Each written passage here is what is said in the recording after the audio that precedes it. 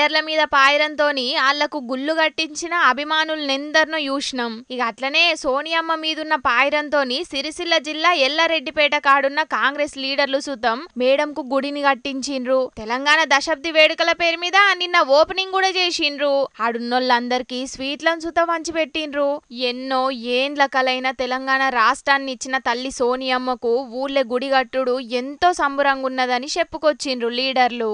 10 సంవత్సరాల క్రితమే తెలంగాణ తల్లి సోనియమ్మ ఇచ్చిందని సందర్భంగా ఎల్లారెడ్డిపేట గ్రామంలో నేవూరి మమతా వెంకరెడ్డి సర్పంచ్గా ఆమె ఉన్న పీరియడ్లో ఈ గుడి నిర్మాణం కోసం భూమి పూజ చేయడం జరిగింది. మళ్ళీ మన కాంగ్రెస్ పార్టీ పూర్వ వైభవం వచ్చింది కాబట్టి సోనియమ్మ జ్ఞాపకార్థంగా ఆ రోజు మేము భూమి పూజ చేయడం మళ్ళీ ఈరోజు పూర్వ నిర్మాణం కంప్లీట్ చేసుకోవడం నిజంగా మా అదృష్టంగా భావిస్తున్నాను.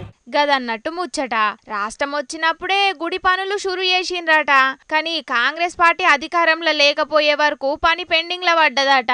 మళ్ళిప్పుడు పార్టీ అధికారంలోకి వచ్చే వరకు పని మొత్తం కంప్లీట్ చేసుకొని గుడిని ఓపెనింగ్ చేసినామని చెప్పుకొచ్చిండ్రు. మంచిగున్న రాష్ట్రాన్ని విడగొట్టి తప్పు చేసిందని కొందరు, మాకు ప్రత్యేక రాష్ట్రాన్ని ఇచ్చిన దేవత సోనియమ్మ అనుకుంటా కామెంట్లు పెడుతున్నారు. ఇంకొందరు ఈ గుడి ముచ్చట ఎరకైనోళ్ళు.